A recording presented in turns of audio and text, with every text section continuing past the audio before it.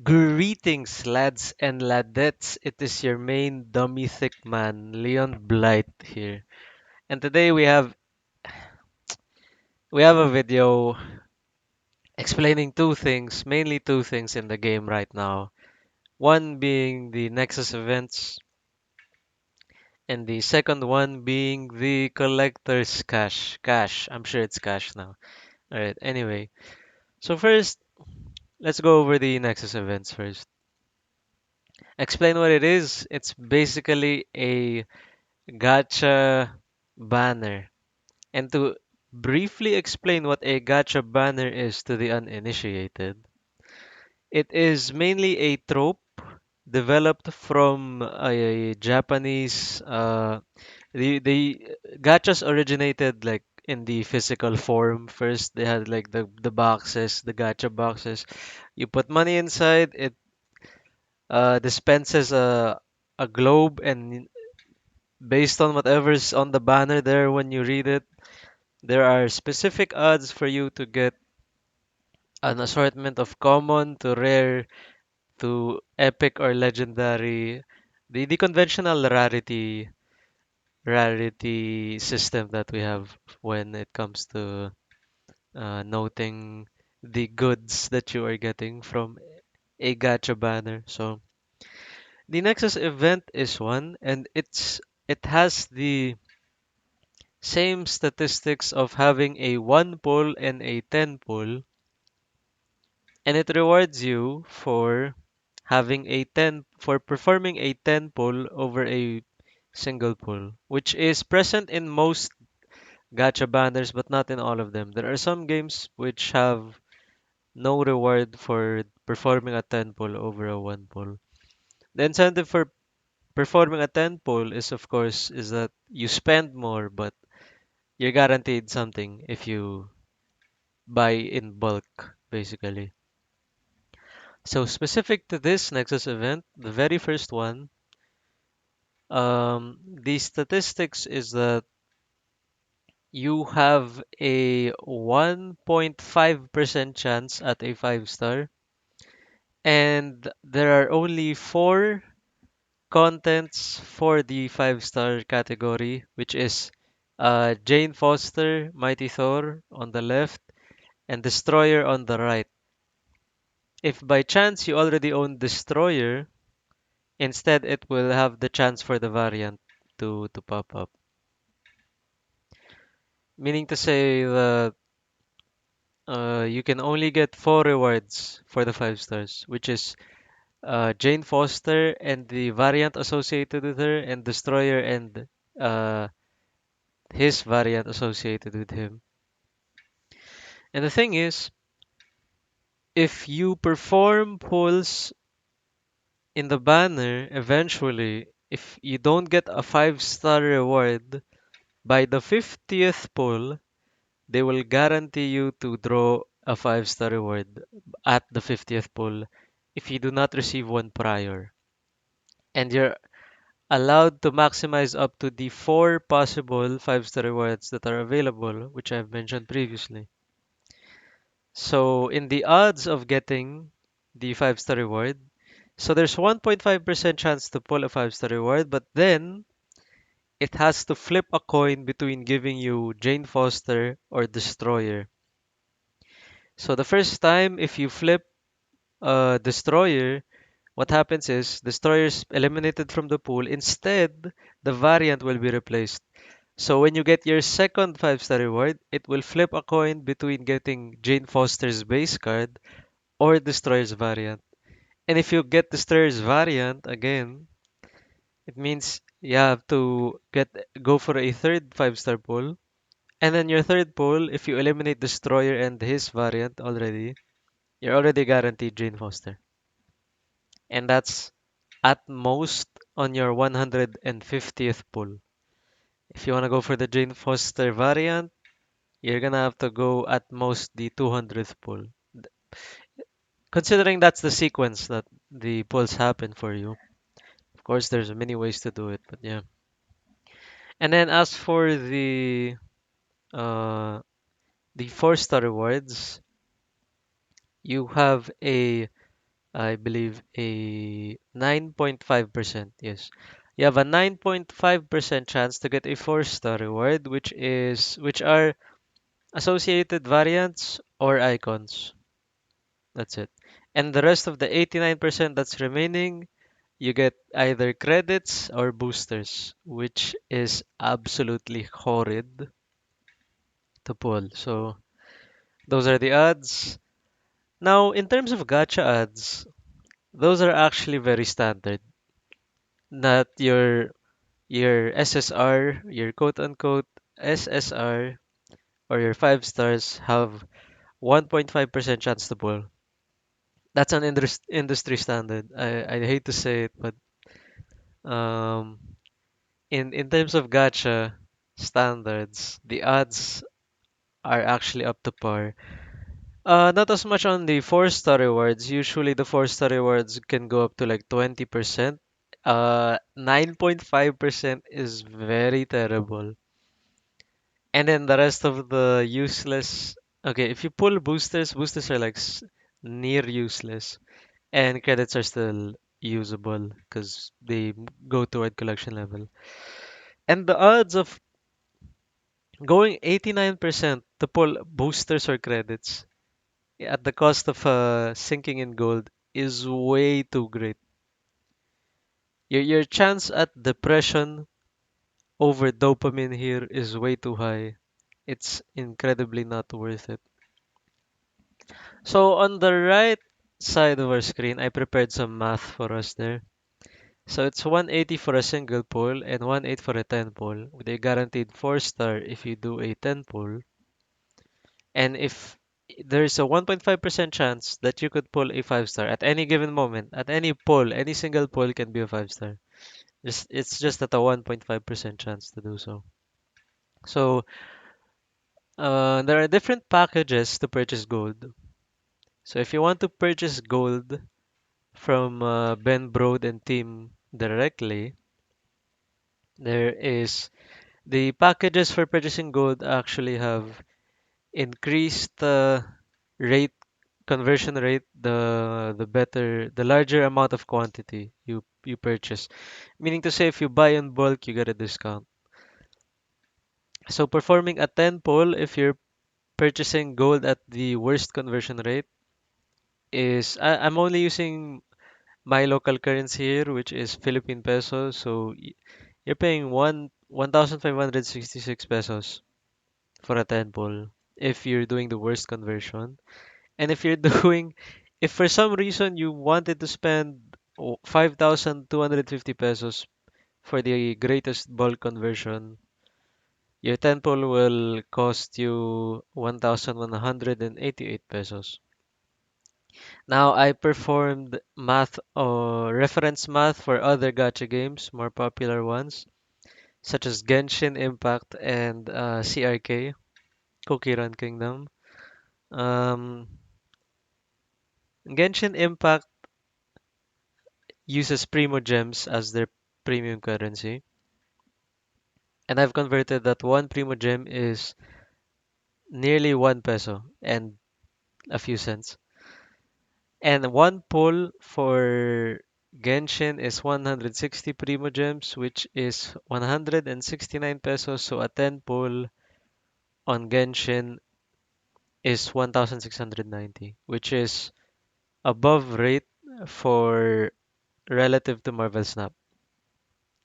However, we have Cookie Run Kingdom, a gacha that I myself play, and the conversion when buying their premium currency, which is crystals, has a flat rate when you're converting. There's no discounts on bulk, which is basically one crystal is 5 centavos or half a peso. So one pull is 150 pesos and a 10 pull is 1.5, which is about average considering the yeah. So it's below the worst case for relative to Marvel Snap. Now, more practically, if you open your, if you, if I scroll down here, sorry. Here are the conversion rates. Most likely, you're purchasing something like the You're either buying the 2.6 or you're buying the 1 for 50. I did not do the math for the most efficient way.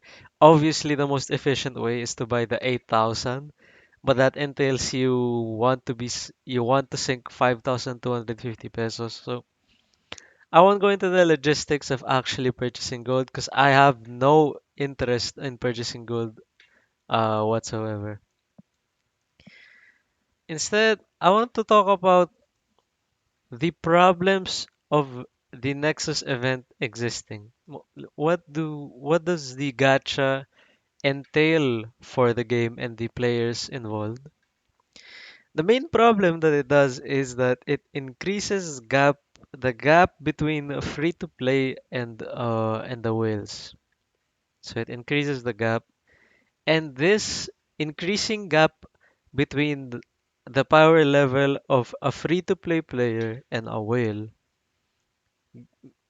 creates a pressure to spend, obviously, for reasons that creating a banner means you it creates a FOMO that you do not want to be missing on exclusive cards because Jane Foster won't be added into the regular pool until 2 months.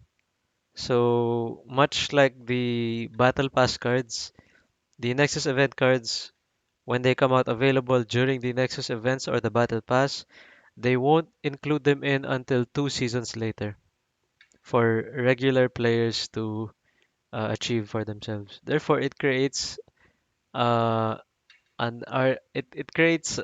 a demand to get the card, or you miss out basically for 2 months. Luckily, in this case, Jane Foster isn't that strong. But what if they print a strong card and they put it in the Nexus event? Then the gap between as I've said mentioned, the gap between a free-to-play player and a whale further increases, which does create the pressure to spend, and it also creates a frustration for free-to-play players because you don't want to be queuing up into games thinking that you are about to lose to people who have higher card quality than you because you spent more money on the game and not because you are a more skilled player. So it creates frustrating experiences like that. Now, I've prepared a set of solutions to this problem. The first two not being too feasible, and those two are one, which is to lower the cost for pulls, and two, adjust the pull rates or the pity timers.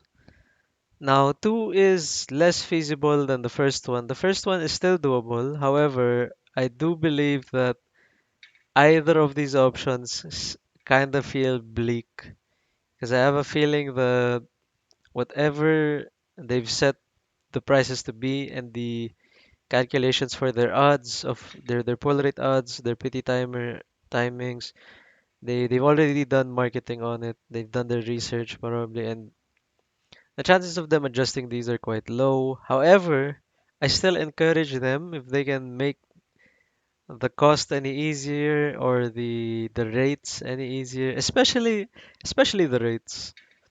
I could see you bumping up the 5 star and the 4 star rates to be much more lenient into pulling. Therefore, you also have to adjust the pity timer.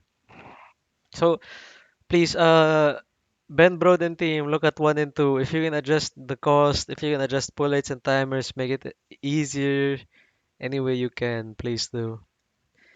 The third solution is to add more ways or events to earn gold as a free-to-play player. Now, this is the most feasible way to do it, and this is actually how most other gacha games do it. They basically create events, and you have to perform certain actions, so and so, and they give you currency. That's it. So it's a win-win for everyone because A, free-to-play players um, get currency for free, quote unquote, and the devs get their game to get played more. So if you participate in events, that means you have to perform actions, meaning there's more uptime for people to be playing the game. So yeah, number three is the most feasible, and it's a win-win situation for everybody. And a fourth solution I have there is to make the pool 1 and 2 cards more playable. Now this one makes it easier for free-to-play players because obviously once you're in pool 3, it starts to get crazy because the amount of pool 3 cards that exist is way too much. And the gap for you to get a new card is crazy. Much crazier now, but we'll get to that later. So yeah. Thing I'd also want to address is that a lot of people are very upset. Understandably. I mean, I am upset as well, like no doubts. But you have to understand that Marvel Snap is a card game. It's not only a card game, it doubles as a card game and a mobile game. And it even triples as a gacha game. It's a card game, mobile, gacha game. It didn't need to have the gacha. They could have designed card acquisition to be more in line with traditional card games.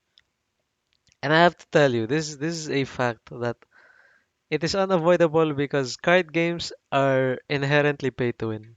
Like I'll tell you now, I play Paper Magic, I've played Hearthstone, going with all most of the most of the AAA digital card games that have released. I've played them. I've played Magic, the Gathering, the grandfather of all card games. I've played the Arena. Let's not talk about that. The card acquisition and the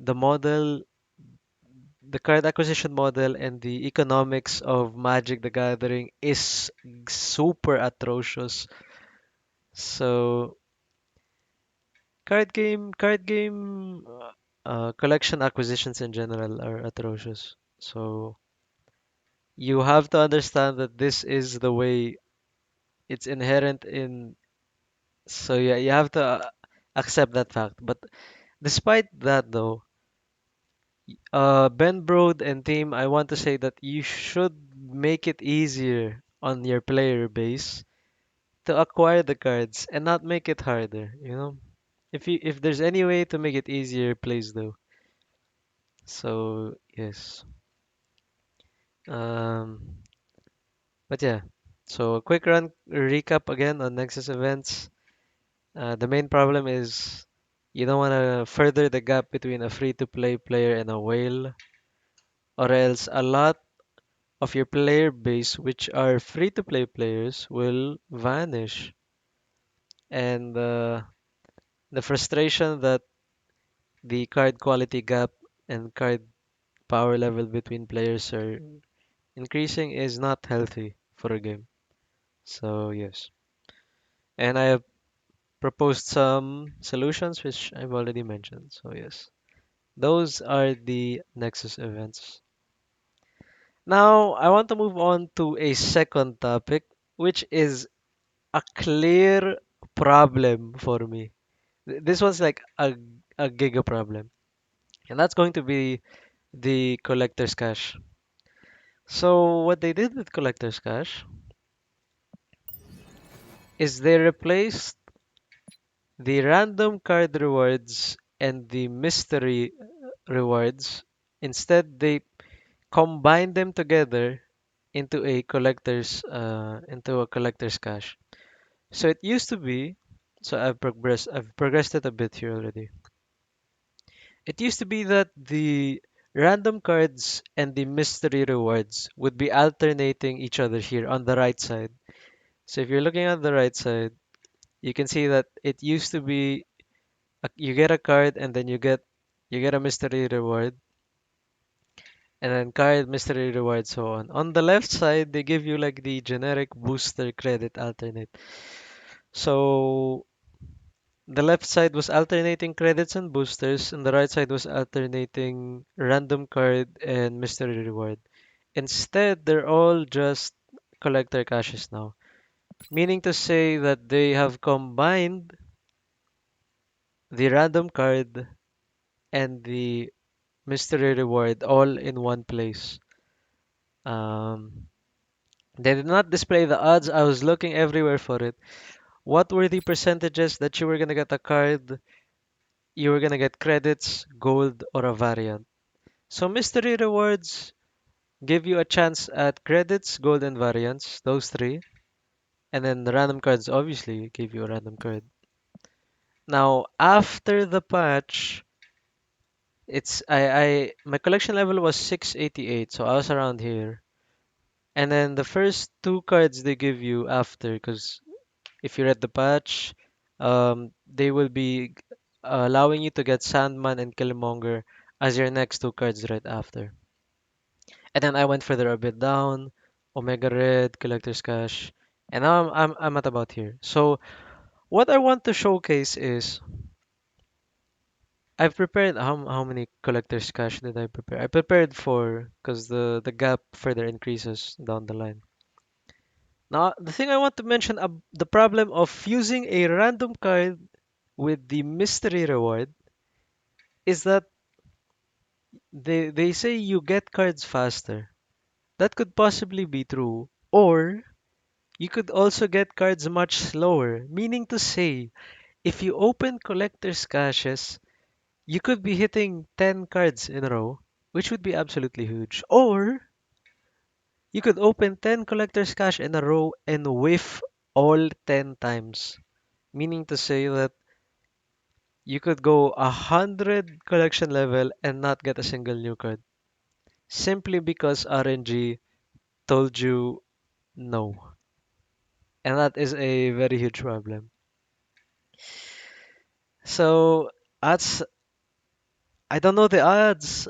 I don't but the mentality that you only get a chance at a card from the previous alternation of I will sure get a card and I will get a random reward was much better. Like mentality wise. Now you're just like okay, maybe I could just whiff, not get any cards. If I get 10 cards, the gap from the amount of depression and the amount of dopamine you could get is way too huge now.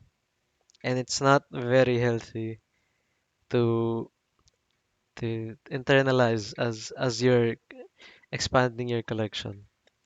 And my proposed solution instead is to make revert it back to a random card and the mystery reward, if you want to call it a collector's cash, do so, but separate the card from the currency and the variants, the cosmetics, the currency and the cosmetics. Separate them from the actual gameplay aspect of getting a card and alternate them. You see this left side here? The alternating credits and boosters? No one cares. These are these are boring as hell to be getting. You could have a random card on the right side and then your mystery reward on the left side here. You could just alternate. Alternate between a random card and alternate between currency and cosmetic. And then it goes up like that. So that's way better because every time you hit a collection level, a milestone in the collection level, it's meaningful. Rather than alternating left side of nothingness and then right side into possible gambling, dopamine, or depression for the day, we could just have it stable and just have it pure dopamine every time. Random card on the right, and then currency or cosmetic on the left. So yeah, nah, like, you just have to be so greedy with it to be on the left side for like boring, random, whatever, and then right side gamble, loot box gambling. So yeah, that's the way I would do it. So now I want to showcase just uh sample collection of what it looks like now. Okay, currency, we got credits, we got a card,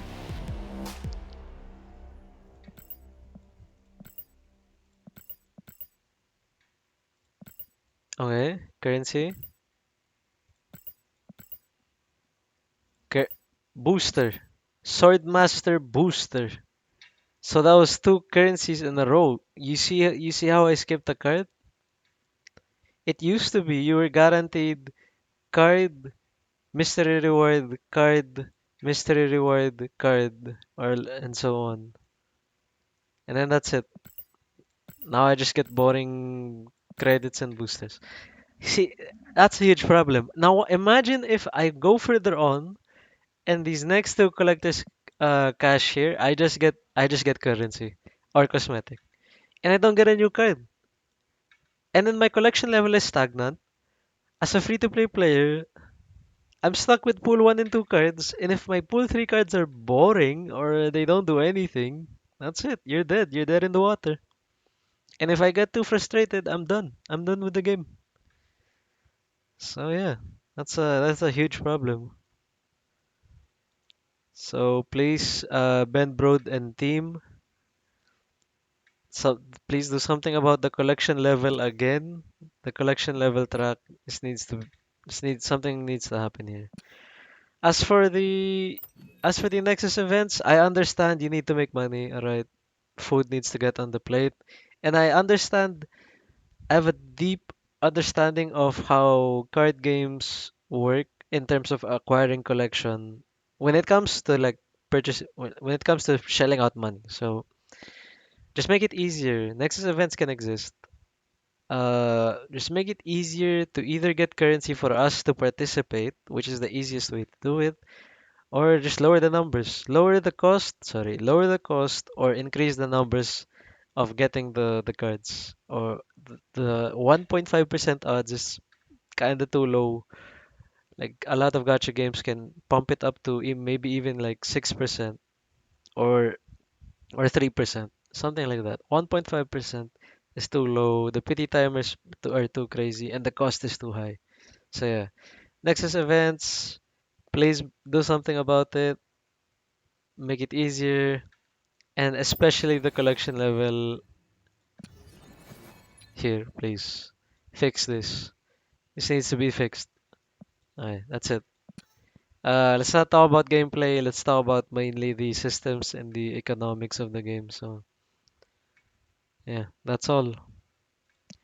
Uh, I see. That'll be all for today. If you have any comments, please share them down below.